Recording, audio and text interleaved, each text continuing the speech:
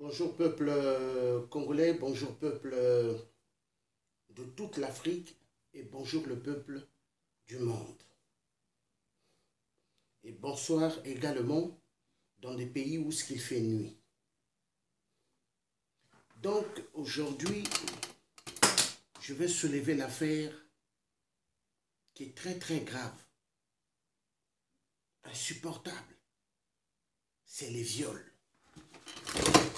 Les viols, une arme de destruction massive instaurée dans nos pays en Afrique par la dictature des multinationales. Les multinationales comme Areva, Total et comme Apple, Samsung, Vodafone et toutes les grandes firmes. Il est insupportable et tolérable de voir que la femme qui donne la vie, cette femme innocente, cette femme faible, est utilisée aujourd'hui en RDC comme arme de guerre. Il est insupportable de continuer à être des spectateurs et de voir le cinéma des génocides chez nous en RDC ainsi qu'au Gabon et au Cameroun et en Côte d'Ivoire ainsi qu'en Centrafrique. Aussi, il y a des viols. Les viols aujourd'hui sont utilisés comme arme de destruction massive. Ces viols sont acceptés par soi-disant des pays occidentaux qui disent pays de droits de l'homme, qui se disent pays des droits de l'homme. Mais ce ne sont pas des pays de droits de l'homme, ce sont des pays génocidaires, des pays champions dans le viol. Excusez-moi un instant.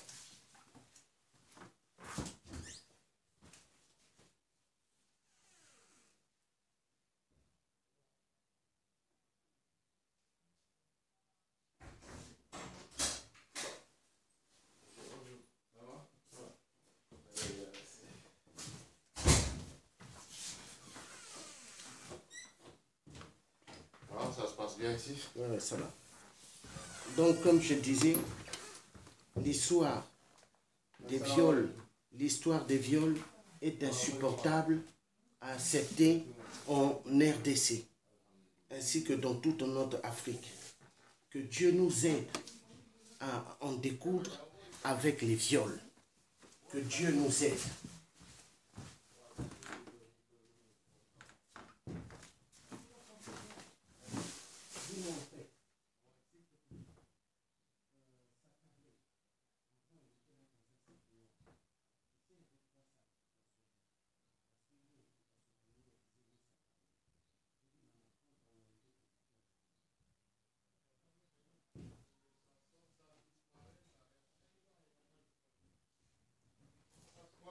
C'est comme ça.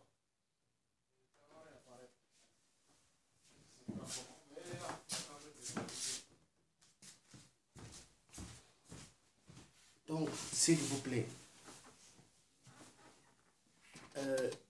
la sensibilisation, elle est très importante de sensibiliser les gens. On tue trop, on viole trop.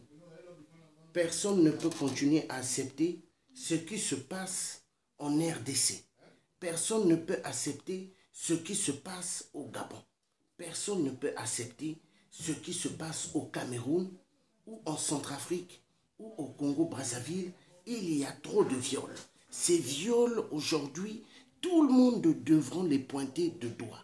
Femmes, enfants, grands-pères, grandes-mères dans le monde devront pointer ces viols comme armes de destruction massive.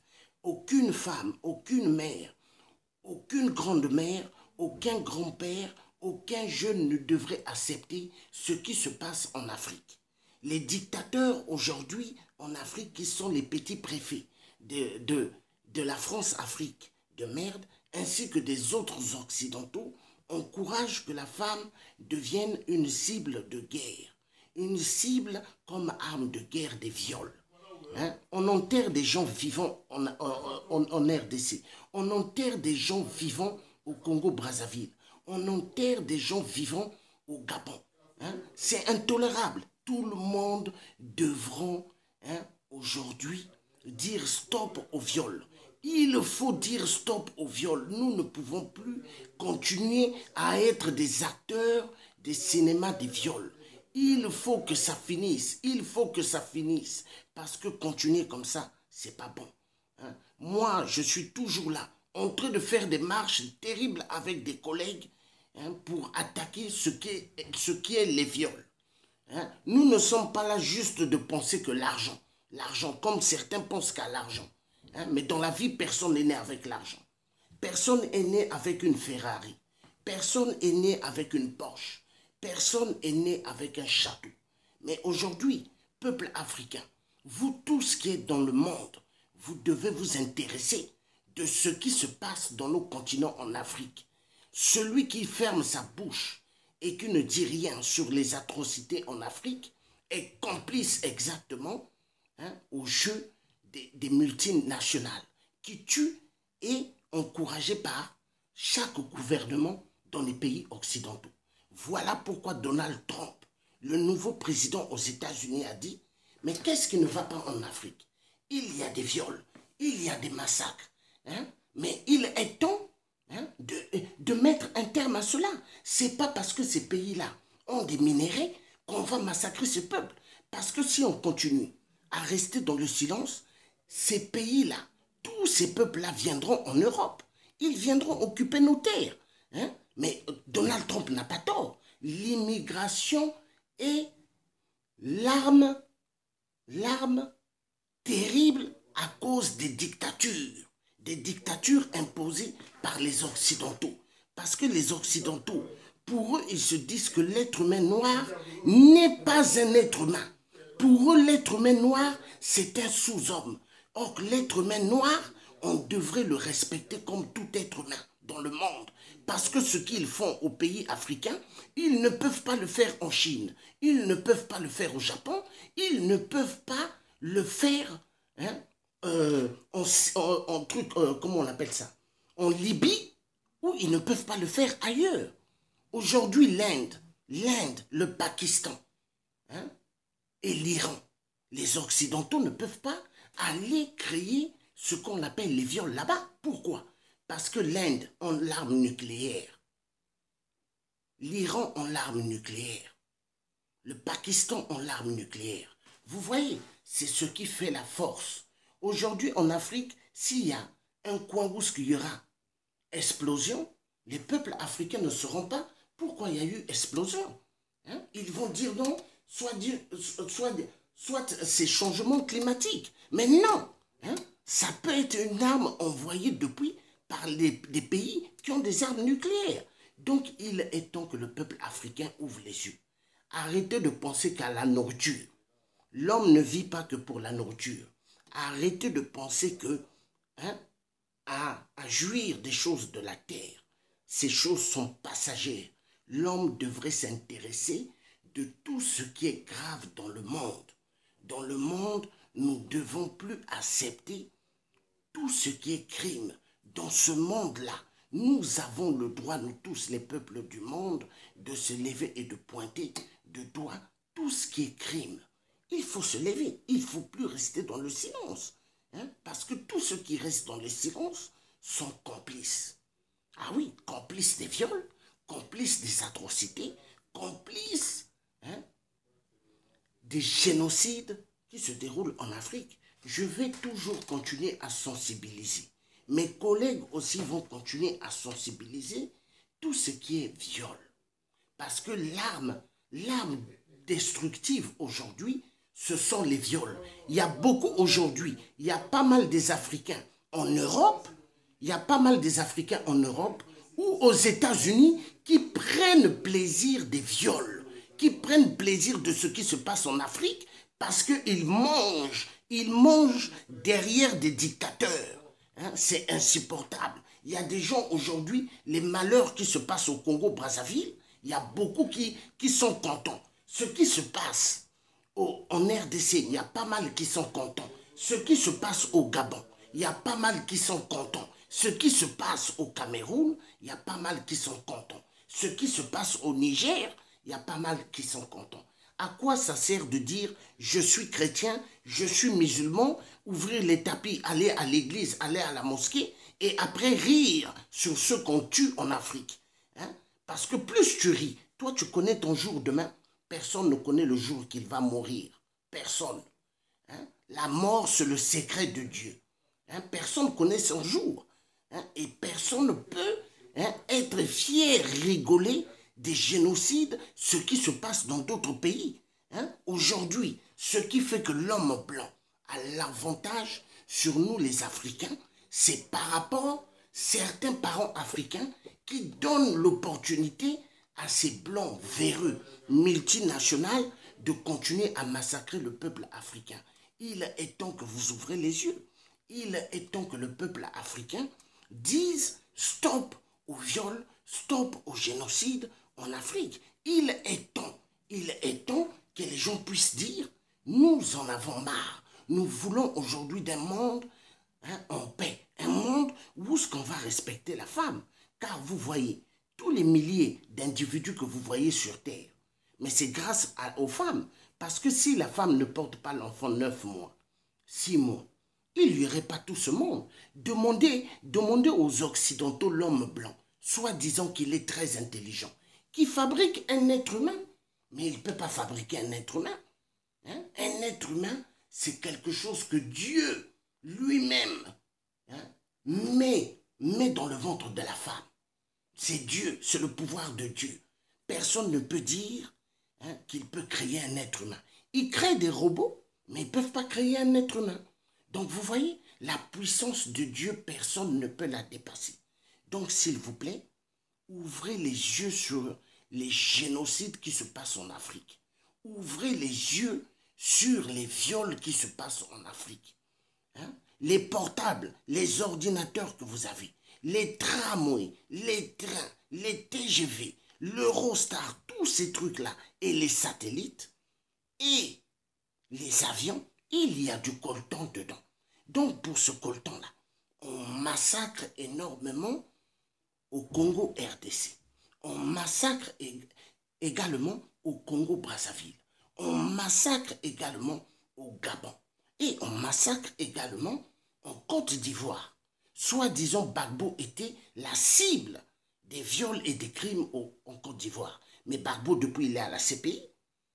Mais comment les crimes continuent? Ça veut dire que celui qui revient de Burkina Faso, Ouattara, parce que toujours les dictateurs qui sont chez nous en Afrique sont des étrangers venant d'ailleurs.